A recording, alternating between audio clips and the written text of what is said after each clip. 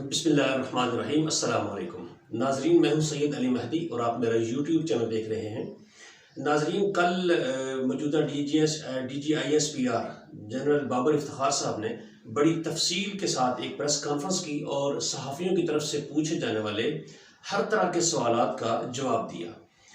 اس press conference کے دوران انہوں نے کہا کہ فوج کو سیاست میں گھسیٹنے کی کوشش نہ کی جائے، لیکن ناظرین جو سوالات ان سے پوچھے گئے وہ سارے سیاسی سوالات تھے، اور انہوں نے پریس کانفرنس کے آغاز میں کہا تھا کہ آپ جو بھی پوچھنا چاہیں، جس طرح کے سوال کرنا چاہیں آپ کریں، آپ کو اس کا جواب دیا جائے گا۔ تو صحافیوں نے اس موقع کا فائدہ اٹھایا اور ہر طرح کے سیاسی سوالات کیے، اور اس پر پریس کانفرنس کے بارے میں شیخ رشید صاحب جو اس ملک کے سابق وفاقی وزیر داخلہ ہیں اور بڑے ویل انفارمڈ ہیں، انہوں نے کہا کہ اس وقت اس پریس کانفرنس کی ضرورت نہیں تھی، کیونکہ جو آگ بجھنے جا رہی تھی، جو ماحول ٹھنڈا ہونے جا رہا تھا، اس کو دوبارہ سے فائر اپ کر دیا گیا ہے۔ تو انہوں نے اس بات کا بھی اقرار کیا شیخ رشید صاحب نے کہ فوج کو سیاست میں حصہ نہیں لینا چاہیے، لیکن یہ پریس کانفرنس ناظرین، اس میں سارے سیاسی سوالات کا سیاسی انداز میں ہی جواب دیا گیا۔ ناظرین، اب اس پریس کانفرنس کو تھوڑا سا اینالائز کرتا ہوں آپ کے سامنے۔ بڑے ہی دو تین اس میں نکات بڑے اہم ہیں، لیکن جو بھی تفصیل بیان کی گئی اس سے عمران خان صاحب کے بیانیے کی کھل کر حمایت ہوتی ہے، اور یہ بات ثابت ہوتی ہے کہ عمران خان صاحب نے پرائم منسٹر ہاؤس سے نکلنے کے بعد جو بیانیہ اختیار کیا، یا حکومت میں رہتے ہوئے بھی جو وہ بات عوام تک پہنچانا چاہ رہے تھے اور پہنچا رہے تھے، وہ سچی تھی ساری باتیں۔ سب سے پہلی بات ناظرین، عمران خان صاحب نے کہا تھا کہ ان کی حکومت کو ختم کرنے میں امریکہ کا ہاتھ ہے، بیرونی مداخلت ہے۔ تو یہ بالکل یہ صحیح سیم یہی الفاظ D G I S P R نے پریس کانفرنس کے دوران اختیار کیے کہ مداخلت ہوئی ہے بیرونی، لیکن سازش نہیں ہوئی۔ ناظرین، اس میں ایک بات ہے کہ سازش پہلے تیار کی جاتی ہے، منصوبہ بندی پہلے کی جاتی ہے، اس پر عمل درآمد کرنے کے لیے پھر مداخلت کی جاتی ہے۔ اس کی مثال ایسے ہے کہ جیسے امریکہ نے پہلے وہاں بیٹھ کر پاکستان میں رجیم کے خلاف ایک منصوبہ بنایا، اس کو ہٹانے کا منصوبہ بنایا ہے، اور ظاہر ہے یہ منصوبہ ایک دن میں نے تو نہیں بن گیا، اس کے پیچھے 3-4 ماہ لگے ہیں، اور جب منصوبہ بالکل تیار ہو گیا، ان کے مہرے ریڈی ہو گئے، اور ان کو جو افراد چاہیے تھے اپنی منصوبہ بندی پر عمل پیرا ہونے کے لیے پاکستان میں، چاہے اس میں اپوزیشن تھی اور چاہے کچھ ادارے، جب یہ سارے ان کو میسر ہو گئے تو انہوں نے پھر اس میں مداخلت کی، اور خط وہ سامنے آیا۔ خط کا بھی D G I S P R صاحب نے اقرار کیا کہ وہ خط آیا، اس کی زبان جو تھی وہ غیر سفارتی تھی، یہ بھی اقرار کیا D G I S P R صاحب نے۔ تو ناظرین، وہ بیانیہ عمران خان صاحب کا سچ ثابت ہو گیا کہ عمران خان صاحب کی رجیم کو ہٹانے میں بیرونی مداخلت تھی، اور امریکہ کی مداخلت واضح طور پہ نظر آ رہی تھی۔ تو ناظرین، یہاں پر یہ سوال پیدا ہوتا ہے کہ یہ ہماری پاک افواج، جن کی خاطر ہمارا جان بھی حاضر ہے، ہماری یہ پاک افواج پاکستان کی سلامتی کی ضامن ہے، لیکن ناظرین جب ایک بیرونی مداخلت ہے، واضح نظر آ رہی ہے، ثابت ہو چکی ہے، تو پھر اس کے خلاف تو کچھ اقدامات ہونے چاہیے تھے، بیرونی مداخلت کو لازمی روکا جانا چاہیے تھا۔ چل ناظرین، یہ تو ایک بات ہوگی، اس سے اگلی بات پہ آتے ہیں۔ پھر پریس کانفرنس میں یہ کہا گیا کہ امریکہ نے ہم سے اڈے نہیں مانگے۔ تو ناظرین، وہ ایک سپر پاور کے طور پہ اپنے آپ کو منواتا ہے دنیا میں امریکہ، تو وہ شرمندہ نہیں ہونا چاہتا تھا کہ دست بدست وہ بات کرے اور اس کو عمران خان صاحب ٹکا جواب دے دے۔ اس لیے عمران خان صاحب کی ول کو جاننے کے لیے، عمران خان صاحب کے جو رد عمل تھا اس کو جاننے کے لیے، انہوں نے اپنے ایک صحافی کے ذریعے اسے کہلوایا کہ عمران خان صاحب سے پوچھا اس صحافی نے کہ کیا اگر امریکہ کو آپ کے ملک میں ہوائی اڈے ضرورت ہوں افغانستان میں دہشت گردی کو ختم کرنے کے لیے، تو کیا آپ ان کو اڈے دیں گے؟ تو اس کے جواب میں عمران خان صاحب نے اپنی جو پالیسی ہے اس کا اظہار کیا کہ ایبسولوٹلی ناٹ، ہم اڈے بالکل نہیں دیں گے۔ اور D G I S P R صاحب نے بھی یہی کہا کہ اگر ہم سے پوچھا جاتا تو موقف سیم ہوتا جو عمران خان صاحب نے دیا۔ تو بات تو ناظرین واضح ہوگی کہ انہوں نے پہلے چیک کیا، مطلب انہوں کا پروگرام تھا، امریکہ کا یہ پروگرام تھا کہ وہ اڈے لینا چاہتا تھا، اس لیے اس نے عمران خان صاحب کا رد عمل چیک کرنے کے لیے یہ سوال پوچھا. تو ناظرین ہو سکتا ہے کہ بیک ڈور چینل کے ذریعے اڈے مانگے گئے ہوں، لیکن جو بات منظر عام پر نہیں لائی جا رہی، اور ہمیں اس بات میں زیادہ سوچنا بھی نہیں چاہیے، کیونکہ جب ایک بات جب واضح ہو چکی ہے تو پھر اس کے بارے میں زیادہ تحقیق نہیں کرنی چاہیے. اس کے بعد ناظرین تیسری بات جو میں نے نوٹ کیا ان کی پریس کانفرنس میں، جو انہوں نے کہا، صحافی نے ان سے سوال پوچھا کہ سر ملک کی سلامتی کے لیے سیاسی سٹیبلٹی، پولیٹیکل جو سٹیبلٹی ہے اس کا کتنا کردار ہے. تو اس کے جواب میں انہوں نے کہا کہ یس، ملک کی سلامتی کے لیے یہ ملک کی سلامتی ایک بہت بڑا چیپٹر ہے. اس کی سلامتی کے لیے سیاسی سٹیبلٹی جو ہے وہ بہت ضروری ہے. یہاں تک تو ٹھیک ہے، یہاں تک تو بات ہم بھی مانتے ہیں اور ہم سمجھتے ہیں کہ پولیٹیکل سٹیبلٹی، ملک میں سیاسی صورتحال کی بہتری کتنی ضروری ہے پاکستان کی سلامتی کے لیے اور اس کی معاشی ترقی کے لیے. لیکن اس کے بعد جو اگلی بات کہی انہوں نے کہ یس، موجودہ حکومت جب سے آئی ہے تو سٹاک ایکسچینج اوپر گئی ہے. تو ناظرین یہ سیاسی جواب تھا ایک.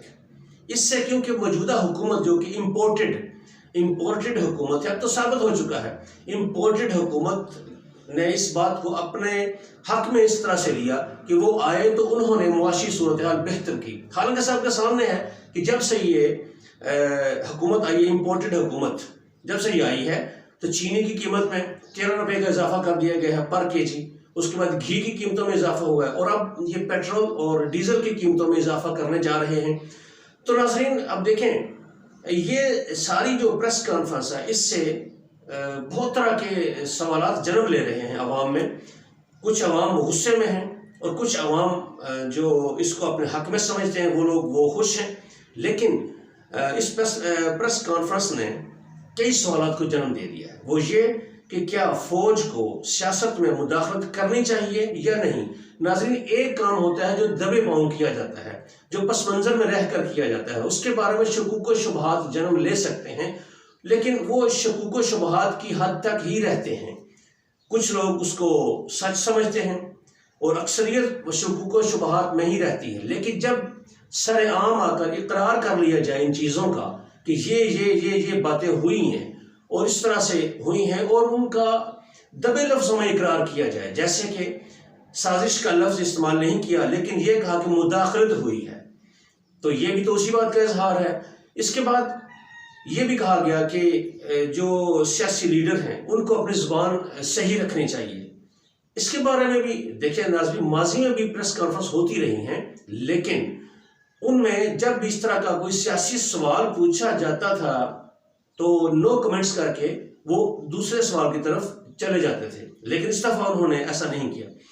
تو ناظرین خاموش رہی اس پورے پروسیس میں، جو تحریک عدم اعتماد پیش کرنے سے لے کر وزیر اعظم صاحب کے، سابق وزیر اعظم عمران خان صاحب کے گھر جانے تک نیوٹرل رہے، غیر سیاسی رہے، مطلب خاموش رہے. لیکن ناظرین خاموشی کی بھی ایک زبان ہوتی ہے، یہ میں نہیں کہہ رہا، یہ ہمارے DGISI سابق جو تھے میجر جنرل آصف غفور صاحب، یہ وہ کہتے تھے کہ خاموشی کی بھی ایک زبان ہوتی ہے. تو ناظرین یہ بہت اہم بات ہے کہ خاموشی کی بھی ایک زبان ہوتی ہے. تو وہی زبان جو ہے وہ لوگوں نے سن لی ہے اور لوگ اس پر عمل پیرا ہیں. لیکن ناظرین بہت دکھ ہوتا ہے جب سوشل میڈیا پر ہم دیکھتے ہیں کہ ہماری پاک افواج کے خلاف زہر اگلا جا رہا ہے، ان کے خلاف ایک ٹرینڈ چلایا جا رہا ہے. ہمیں دکھ ہوتا ہے. اس لیے ہم گزارش کرتے ہیں کہ پلیز اس طرح کے حالات کو کنٹرول کرنے کی کوشش کی جائے، نہ کہ ان پر مزید تیل چھڑکا جائے. کیونکہ DGISI صاحب نے اس بات کا اقرار کیا ہے کہ کوئی بھی فوج، کسی بھی ملک کی فوج عوام کی حمایت کے بغیر اپنے مقاصد حاصل نہیں کر سکتی. انہوں نے عراق کا اس میں مثال بھی غالباً دی. اور میں بھی دیکھیں ناظرین، میں بھی یہ کہتا ہوں آپ سے کہ عراق میں ایسا ہی ہوا، شام میں دیکھ لیں، کیونکہ ان کی عوام اور فوج کے درمیان ایک نفرت کی دیوار پیدا ہو چکی تھی جو کہ بیرونی مداخلت پر کی گئی.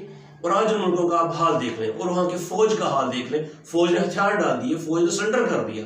کیونکہ ناظرین کوئی بھی فوج اپنے عوام کی حمایت کے بغیر، اس کی سپورٹ کے بغیر اپنے مقاصد کو حاصل نہیں کر سکتی. یہی بات ہم بھی کہہ رہے ہیں ناظرین، اسی بات کا رونا ہم بھی رو رہے ہیں کہ جو ٹرینڈ چل رہے ہیں اس وقت سوشل میڈیا پہ فوج کے خلاف ہمیں بہت دکھ ہوتا ہے، کیونکہ ہمیں وہ وقت بھی یاد ہے کہ جب ہماری فوج کو روگ آرمی کہا جا رہا تھا، اور اس وقت کی جو حکومت تھی نواز شریف کی، اس نے ایک لفظ نہیں بولا تھا بلکہ وہ اس کو پروموٹ کر رہی تھی، سر عام وہ فوج کی مخالفت کر رہے تھے۔ اور کل کی پریس کانفرنس میں ایک بڑا دلچسپ سوال کیا گیا DGIS صاحب سے۔ ایک صحافی نے پوچھا کہ جناب ابھی جو حکومت ہے، اس حکومت نے 14 دفعہ ماضی میں باجوہ صاحب کا نام لے کر تنقید کی ہے کہ باجوہ صاحب آپ نے یہ کام کیا، باجوہ صاحب اس بات کے ذمہ دار ہیں، تو آپ کا کیا خیال ہے کہ وہی لوگ اب حکومت میں آ چکے ہیں؟ تو اس پر بڑا دلچسپ جواب دیا، انہوں نے کہا کہ اس کا سدباب کس نے کرنا ہے؟ حکومت نے کرنا ہے۔ لیکن ناظرین، اگر حکومت نے نہیں کیا تو ان کو سزا تو ملنی چاہیے تھی، ان پہ ہاتھ تو ڈالا جانا چاہیے تھا، نہ کہ ان کو دوبارہ سے وزیر اعظم کی کرسی پر لا کر بٹھا دیا جاتا، اور پھر ایسے شخص کو بٹھا دیا کہ جو خود کہتا ہے کہ میں بھکاری ہوں، کہ بیگرز آر ناٹ چوزرز۔ تو ایسے شخص کو بٹھا دیا جانا امپورٹڈ حکومت کی صورت میں، یہ اس ملک کے ساتھ بہت بڑی زیادتی ہے۔ اسی لیے ناظرین، عوام تپی ہوئی ہے، عوام اپنے غصے کا اظہار کر رہی ہے، لیکن ہمیں فوج سے پیار ہے، وہ مجبور ہیں عوام اس وقت۔ کیوں کہ دیکھیں جو اس وقت عمران خان صاحب نے جلسے کیے، جو عوامی رابطہ مہم شروع کی انہوں نے، عوام نے کھل کر اپنے ارادے کا اظہار کر دیا ہے۔ تو یہ بڑا ایک واضح پیغام ہے ان قوتوں کے لیے کہ جنہوں نے یہ سارا سٹیج ڈرامہ تیار کیا، اس کو پورا کرنے میں اپنا بھرپور کردار ادا کیا۔ تو ناظرین، یہ پریس کانفرنس میں ایک بات اور کی گئی کہ پاکستان میں جتنی بھی سیاسی پارٹیاں ہیں ان کو اس ملک کا خیال کرنا چاہیے، آپس میں افہام و تفہیم کرنی چاہیے۔ اور کہا گیا کہ صحافی نے جب ایک سوال کیا کہ جنرل صاحب، عمران خان صاحب نے کہا تھا کہ ان کو 3 مطالبات ان کے سامنے رکھے گئے تھے جب وہ حکومت میں تھے اور آخری دنوں میں، تو جنرل صاحب نے یہ کہا کہ نہیں، ہماری طرف سے نہیں تھے، ہم نہیں تھے ان کے پاس گئے، وہ ہمارے پاس آئے تھے، ان کے کچھ مطالبات تھے کہ فوج میں مداخلت کرے۔ تو ناظرین، میں اپنی سابقہ ویڈیو میں بھی یہ بات کہہ چکا ہوں، یہ بڑی نازک باتیں ہوتی ہیں جو سیکرٹ ہی رہنی چاہیے، لیکن اب تو ہر بات کھل کر سامنے آ چکی ہے۔ اگر عمران خان صاحب نے بھی کہا تھا تو ناظرین، انہوں نے اس ملک کی بہتری کے لیے کہا تھا، کیونکہ سیاسی صورتحال ایسی ہو چکی تھی کہ اپوزیشن بیرونی اشاروں پر ناچ رہی تھی، لیکن عمران خان صاحب چاہ رہے تھے کہ اس ملک میں ایک دفعہ سیاسی اسٹیبلٹی قائم ہو اور یہ مسئلہ حل ہو سکے، لیکن اس بات کو بھی سرعام کر دیا گیا ہے۔ تو اس سے بھی ایک چکلش کی فضا قائم ہوتی ہے۔ تو ہمیں تو بہت دکھ ہوتا ہے ناظرین اس بات کا کہ جب کوئی ہماری فوج کو بات کرتا ہے، ہماری فوج کو بدنام کرتا ہے۔ ہاں، اور ایک بات، آخری بات، کہ جب ہماری فوج کو روگ آرمی کہا جا رہا تھا نواز شریف کے دور میں، تو اس وقت یہ عمران خان صاحب ہی تھے کہ جنہوں نے فوج کے حق میں بیانات دینا شروع کیے، اور فوج کے اوپر سے وہ لیبل ختم کیا کہ جس کے تحت پوری دنیا ہماری فوج کو بدنام کر رہی تھی۔ عمران خان صاحب نے وہ لیبل اتار دیا، فوج کی حمایت میں کھڑے ہو گئے، حالانکہ وہ اپوزیشن میں تھے اس وقت۔ بعد میں حکومت میں آنے کے بعد بھی انہوں نے ہر بین الاقوامی فورم کے اوپر جا کے اپنی فوج کا دفاع کیا، اپنی فوج کی عزت کو ریسٹور کیا، بحال کیا، جو کہ ایک وقت ایسا آ گیا تھا ناظرین، ایک وقت ایسا آ گیا تھا کہ سننے میں آیا ہے کہ فوج کو یہ حکم تھا کہ وہ یونیفارم پہن کر عوام میں مت جائیں۔ ایک تو دہشت گردی کا بھی ڈر تھا، لیکن دوسرا عوامی رد عمل تھا کہ ہماری فوج کو کتنا نون لیگ کی حکومت نے ڈی گریڈ کر دیا تھا۔ لیکن ناظرین، یہ عمران خان صاحب ہی تھے جنہوں نے اداروں کی عزت بحال کی۔ اب بھی وہ بار بار یہی کہہ رہے ہیں، ہمیں اپنے اداروں سے کوئی شکوہ نہیں ہے، کوئی گلہ نہیں ہے، لیکن ناظرین، ان کے درد کو سمجھنا چاہیے کہ وہ کیا کہنا چاہ رہے ہیں۔ اتنا ہی آج کے لیے۔ ناظرین، آپ سے درخواست ہے کہ اس چینل کو سبسکرائب کریں، بیل آئیکن دبا دیں، ہماری آواز میں اپنی آواز کو شامل کریں۔ یہ اس وقت بہت نازک وقت ہے جو پاکستان پر گزر رہا ہے، تو اس کے حل کے لیے آپ بھی اپنی آواز کو ہماری آواز میں ملائیں۔ اب تک لیے اتنا ہی ناظرین، اللہ حافظ۔